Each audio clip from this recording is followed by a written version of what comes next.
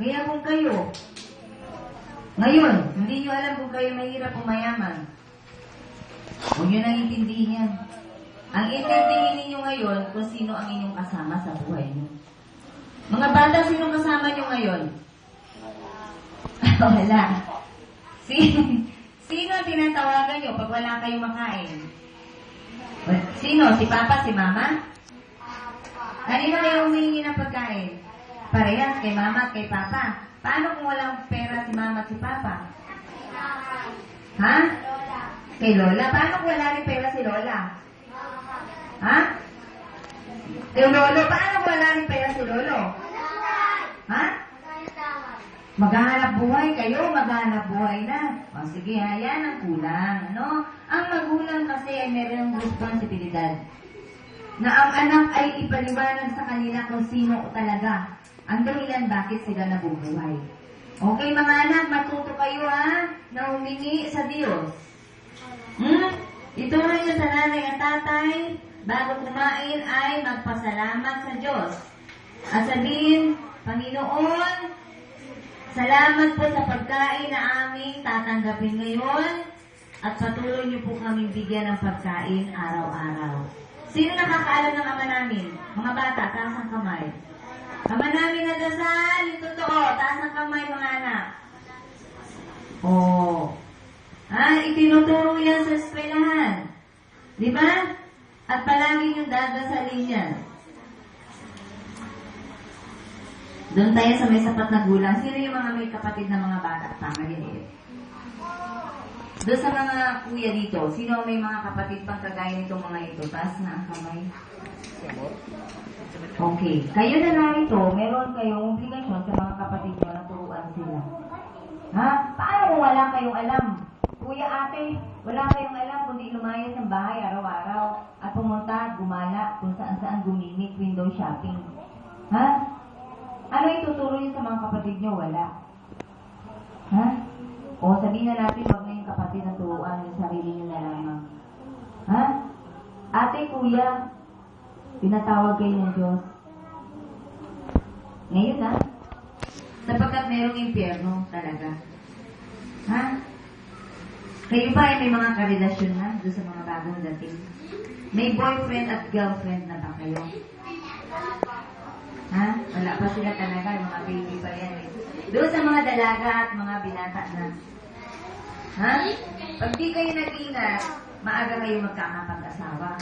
Kung hindi naman asawa, maaga kayo magkakaroon ng responsibilidad. Pag kayo rin nagkaroon ng anak, yung babae kawawa. Ha? Siya kasi yung magdadala ng baby. 9 na buwan. Paglabas ng baby at hindi kalingain ng tatay, kawawa yung babae. Pero hindi lang yung babae ang kawawa. Yung lalaki na hindi kumalinga doon sa naging anak niya, dala-dala niya yung kamalasan sa buhay niya. Pagkat hindi kayo makakatakas. Ha? Kaya mag-ingat kayo. Hanggat hindi pa kayo handa, wag muna kayo makipagrelasyon. Wala munang boyfriend. Aral muna. Ha? Crush muna. Tumingin kayo sa paligid, ang daming babae, yung mga lalaki. Kahit saan ka pumunta, merong maganda. Di ba? At kahit saan ka pumunta, hindi pwedeng hindi ka naman titingin. So, meron kang makikita at mai-inlove ka. Di ba? Kaya kung meron kayong pampaaral, mag-aral muna. Saka na yung relasyon. Kapag kayo ay meron ng trabaho, saka kayo umanap ng isa para sa inyo. Di ba? Sino ang kayang gawin yan? Taas na ang kamay? Nawala mo ng boyfriend at saka girlfriend. Sige, taas ang kamay. Oy, mga anak, tingnan niyo yung mga nagtaas ang kamay. Sige na. Yung walang boyfriend, taas ang kamay, walang girlfriend. Yung totoo, ha? Walang girlfriend at boyfriend, taas ang kamay. Mga anak, tingnan niyo sila. Walang girlfriend at boyfriend yan. Yung hindi magtataas, ibig sabihin may karelasyon. Naku. Palakpakan ng Diyos, ang daming walang boyfriend at girlfriend. Alam niyo ba, magtiis muna kayo. Hanggang crush lang. Sapagkat crush, malaya kayo. Kung meron kang makitang gwapo dito, sige, crush mo na yan. Na, pagpunta mo doon sa palengke, may nakita ka pa rin gwapo, sige, crush mo yan. Malaya ka magka-crush. Pero oras na magkaroon ka na ng karelasyon, hindi na pwede. respeto. Ha? Kapag nagkaroon ka ng boyfriend at girlfriend, ibig sabihin love mo yun. Hindi pwedeng may love ka na, maglalove ka pa ng iba. Ibig sabihin, hindi ibig sabihin, meron ka ng girlfriend, hahanap ka naman ng 5 para maging girlfriend ulit. Ha? Ibig sabihin, hindi pa yan love. Ha? Kaya huwag mo ng love, huwag mo ng relasyon. Kaibigan lang muna. Payag ba kayo? Ha? Sino ang payag na wala mo ng girlfriend at boyfriend? Sila ate. Gusto niyo ba wala mo na silang girlfriend at boyfriend? Ha, mga anak? Di ba? Ay, gusto. Makinig kayo, mga kabataan. Ang pagkikipagrelasyon ay isang seryosong bagay. Hindi yan for experience. Na pag nag-break kayo, okay lang, fine, hanap na lang ako ng iba. Ibig sabihin, hindi pa kami. Alam niyo bang may kanya-kanyang panahon? At yung panahon nyo ngayon ay panahon muna ng pag-aaral, panahon muna ng pagtuklas ng karunungan, panahon nyo pa yan para sa inyong nanay at tatay, panahon nyo pa yan para sa inyong sarili, kilalanin ninyo ang inyong mga likes and dislikes. Tinuturo ba yan sa eskwelahan? Ang tamang panahon ng pagkikipagrelasyon. Di ba itinuturo naman yan? Pero bakit parang hindi nyo yan naging interest? Ha? Parang binaliwala lang nyo yan. Okay? So doon sa mga bagong dating, dito sa gawain ito ay hindi pwede ang relasyon ng boyfriend at girlfriend. Hanggat hindi pa kayo dumarating sa tamang kaisipan. Kapag meron 30 years old na isip 15 years old. Ha? So kung hindi pa kayo dumarating sa tamang kaisipan, kahit 40 years old na kayo, hindi pa rin kayo pwedeng magkaroon ng karelasyon. Kaya maraming dumarating doon sa punto ng divorce. Annulment sa atin sa Philippines. Bakit? Bakit? Kasi, ano yon? Yung tinatawag na psychological incapacity. Ha? Tatay niya uuwi madaling araw. Ha? May baby naghihintay sa bahay. Anong ginagawa ng tatay? Basketball dito, basketball doon. Ha? Gimmick dito, gimmick doon. So, ibig sabihin, hindi pa kayo handa. Baging tatay. Ganon din sa nanay. Ha? Kaya maraming umahantong sa hiwalayan. Kaya hindi ibig sabihin, kaya kahit kayo 60 years old na, ang isip bata pa kayo, huwag na kayo mag-asawa. Kawawa naman yung magiging asawa at magiging anak niyo. Ha? Naiintindihan niyo ba? Na ang pagpasok sa relasyon ay responsibilidad. Kaya doon sa mga gustong pumasok sa ganyang bagay, yung inyo bang nagugustuhan, ay handa na. Psychologically, emotionally, siyempre physically, handa yun, unang-una. Ay yung emotion. Ha? Yung psychological. At higit sa lahat, spiritual. Hindi lamang sa tinapay na bubuhay ang tao, kundi sa bawat salita ng Diyos na namumutawi sa lapit ng Diyos. Amen! Bakit? Hindi laging may pera. Ha? Kahit mayaman ay namumroblema din sa pera. Kaya huwag kayong mainggit sa mayaman. Ang mayaman, maraming utang yan. Bakit? Ang laki ng bahay, ang kuryente, ang aircon niya. Ha? Kaya doon sa mahirap, simple lang ang buhay, walang kuryente, walang babayarang Meralco. Ha? Walang tubig, walang babayarang Maynilad kasi sa buka lang kumukuha. Mahirap man ang buhay, talagang ganun. Pero wala naman silang problema, financial. Ang financial problema lang nila, yun. Kakainin sa araw-araw, pang-edukasyon ng mga bata. Kaya dapat ang tatay at nanay na mga simpleng buhay kahit papaano may pinagkukunan. Di ba? Pandugtong buhay araw-araw. Hindi pwedeng wala talaga. Ha? Kaya kayo mga bata na nandito, mangarap kayo, anong pangarap nyo? Uy, maging doktor, makapagtapos ng pag-aaral, ikaw ba'y nag-aaral? Kumusta ang grade mo, anak? Anong grade mo sa card? Ano ang grades mo sa card? Ikaw ba nag-aaral ngayon? Sa akin ka tumingin, nag-aaral ka ba ngayon? Anong grade ka na? Ay, hindi mo alam anong grade ka na? Grade 4. Nakuha mo na ang card mo? Ano ang average sa card, anak? Yun, ha? Tapos, Ano ang average? Sige na, huwag mo silang kausapin. Ano, yung nasa baba ng card na grade, ano, 87 o 78? Hindi mo alam. Ano ang mga nakukuha mong grade sa card? 77, 76? Okay na yun sa'yo. Ano ang nakukuha mong grade? Sige nga, sample. Anong grade mo sa math? isa nga sir, mag-open. O, sige na. Pakagaling. Palakpakan siya. Ang galing. Ha?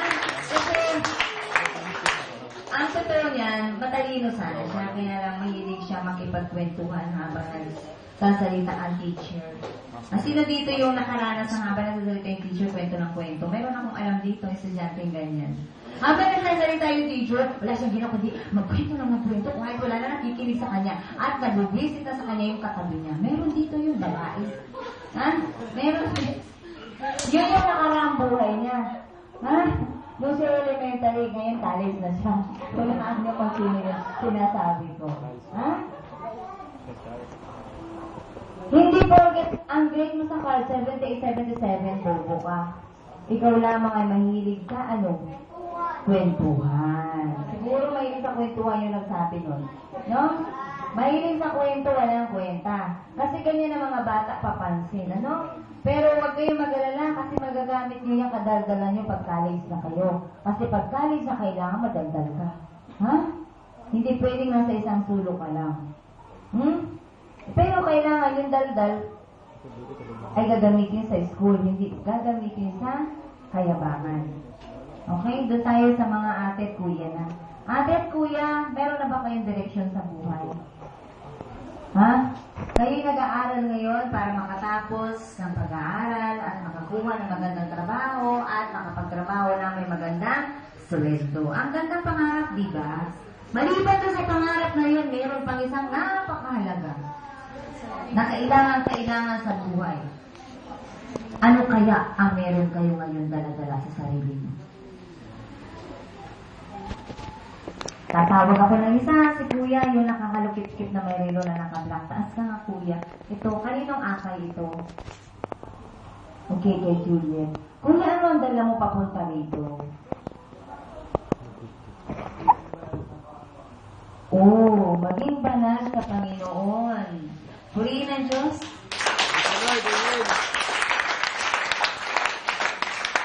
Alam niyo ba nga sabi ng Diyos ay ako'y banal? Kaya magpakabanal kayo.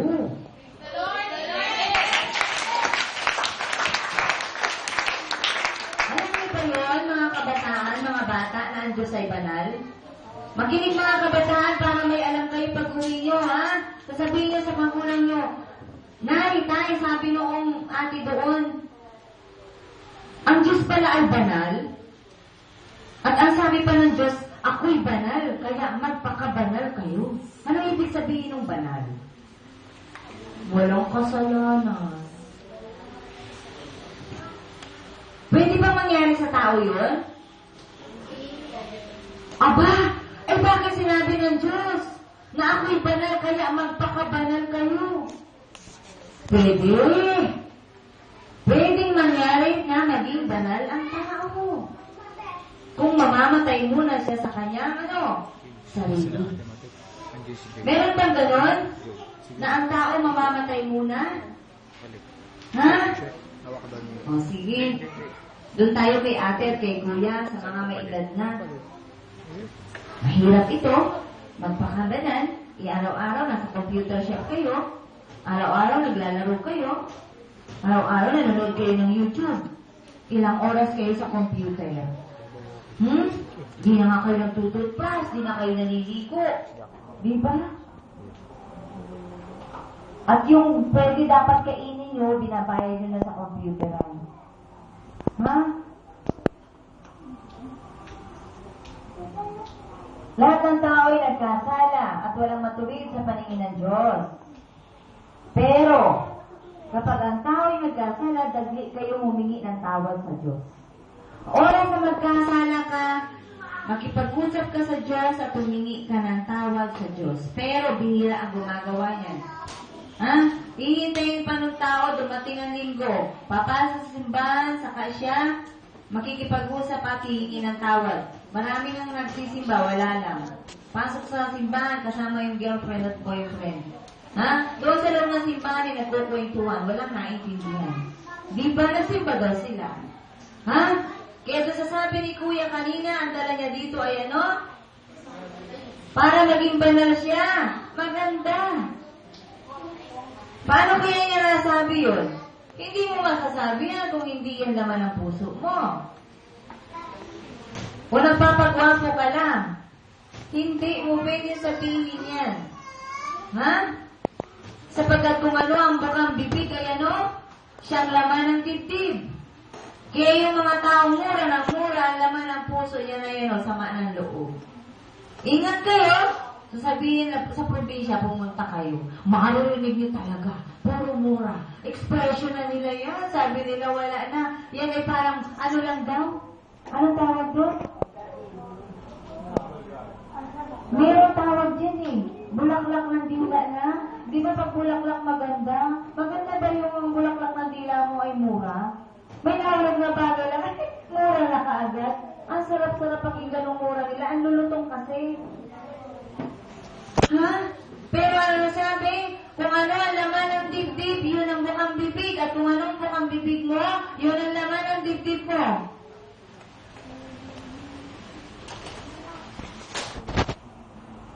Kapag mura ang laman ng dibdib mo, malayo ka sa Diyos. Malayo ka sa Diyos. Aminin niyo hindi, malayo kayo sa Diyos. Sapagkat hindi pwedeng lalabas sa bibig mo ang mura at pagpupuri sa Diyos. Isa lamang ang pwedeng bumukal sa bukal. Kung tubig tabang lamang ang makikita mo sa isang bukal. Kung tubig alat yan, tubig alat lamang yan. Hindi pwedeng halo yan sa kanan, alat, tubig alat, at sa kaliwa, tubig tabang. Hindi pwede.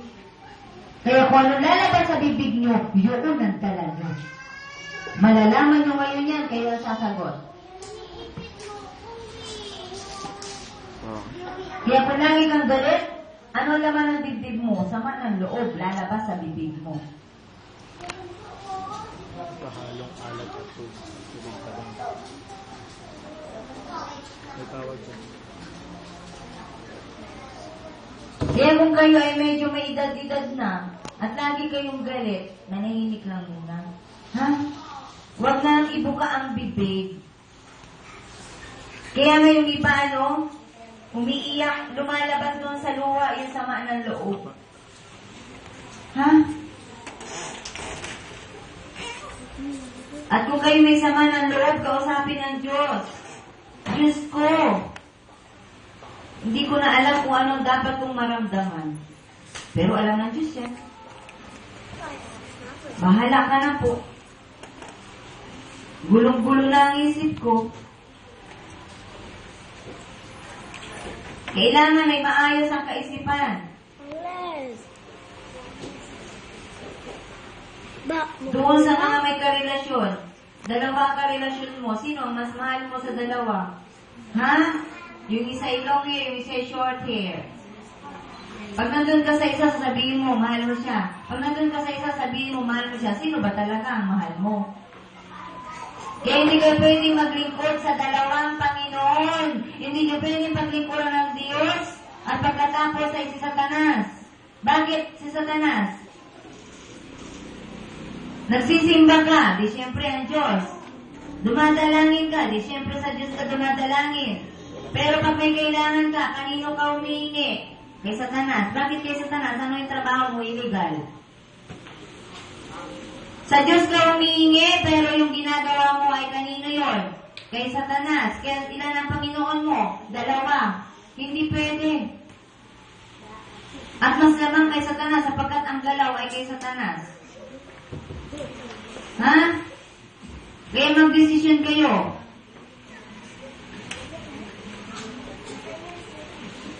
Ang Diyos ay sumasama sa mga taong may kababaan ng kalooban.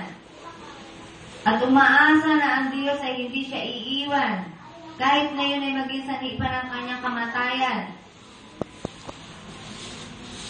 Pero may mga tao kahit mamatay, okay lang. Basta wag lamang mawala ng laman ng tiyan.